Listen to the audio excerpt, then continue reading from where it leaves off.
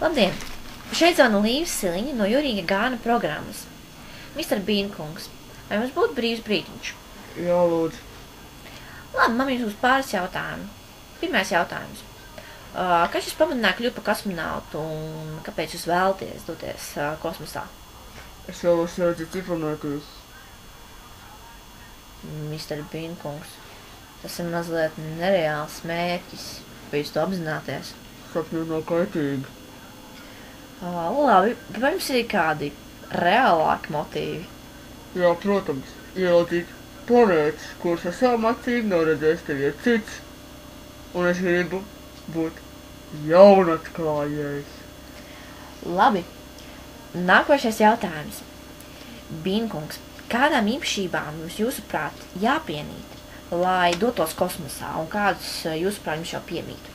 Es esmu traks, piedzīvoju meklētājs, un iedotos taču zināšanas, un es esmu avantūrists.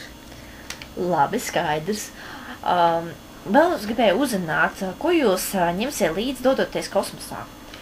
Pieņemsim, man vienmēr interesējas kosmonauta ēdamais, jo mana zināšanas par kosmonautu pārtiku aprobežojas par zināšanām, ko esmu iegūst no bērnu multinēm. Vai jūs tik tiešām ēdīsiet zobu pastu? Savā ziņā līdzība ir ar multnēm, jo ēdamais ir iesaļot zobu pastu līdzīgās stūbiņās un citos iekšējos iepakojumos. Mēs neēdīsim maizi, sāli vai cukuru, jo šīs sīkās daļiņas un drupats veselības stāvokli var būt bīstams ieelpot. Labi, paldies, Bīnkungs, par interviju, un tiksimies kosmosa stacijā. Jā, labi. 5, 4, 3, 2, 1, go!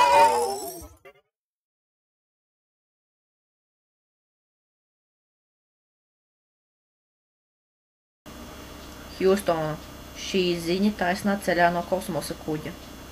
Pirmais ceļojuma punkts ir Venēra. Ziņas beigas. Hjūstona, otrais ceļojuma maršruta punkts ir Mars. Ziņojuma beigas. Hjūstona, trešais ceļojuma maršruta punkts ir Jupiters. Ziņas beigas.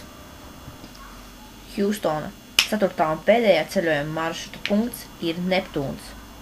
Ziņas beigas. Atšķirībā no citām planētām. Nav zināms, kāpēc Venēra rotē pretēji. Viena no versijām ir, ka senos laikos Venēra ietriecies liels meteorīts. Venērai ir atmosfēra, kas satur galvenokārt oglika dioksīdu un nedaudz slāpekli. Virs šī slāņa atrodas bieza mākoņu sēga, kas pārklāj visu planētu un sastāv no sēra dioksīda un sērskāles pilieniem. Caur šai atmosfērai mēs iekļūsim ar vakuuma kapsulu. Un Mister Bīnkungs uz Venēras varēs nosēsties, pateicoties jaunās paaudzes kosmonauta apģērbam. Tagad Misters Bīns, pateicoties vakuuma kapsulai, izlidojas cauri bīstamajiem sērskābes mākoņiem. Un jaunās paaudzes kosmonauta apģērbs ļauj viņam staigāt pa Venēras virsmu, kur ir klāta vulkāniem un ir ļoti karsta. Atmosfēras spiediens, kas ir 90 reižu lielāks nekā zemes spiediens, citādi kaitētu Mister Bīna kungam, bet kosmonauta apģērbs viņu pasargā.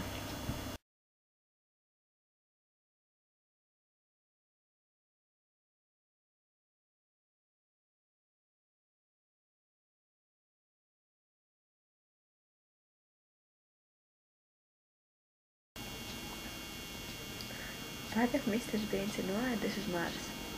Ūdens uz Marsa ir sastopams tikai sasalušos iežos, kuros senāk varbūt pat veidojušās dzīves formas. Iežus tā satur arī dzelzs savienojumus, tādēļ tie ir sarkanīgi.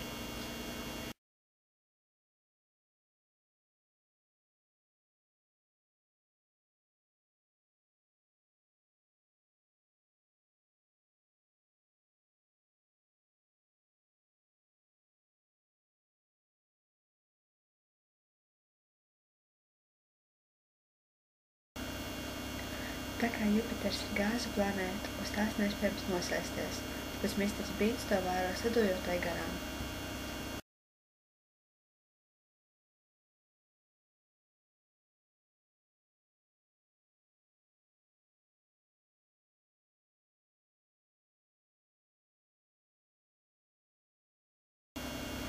Diemžēl arī uz Neptūnu misters Bīts nevar nosēsties, jo tā ir gāzu planēta. Tad viņš ielido tā atmosfērā un palaižas Neptūnam garām.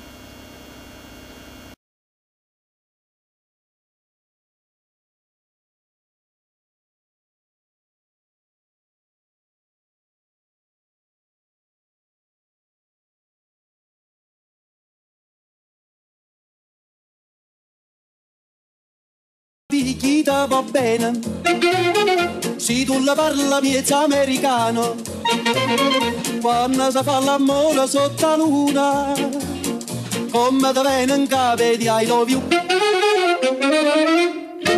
papà l'americano.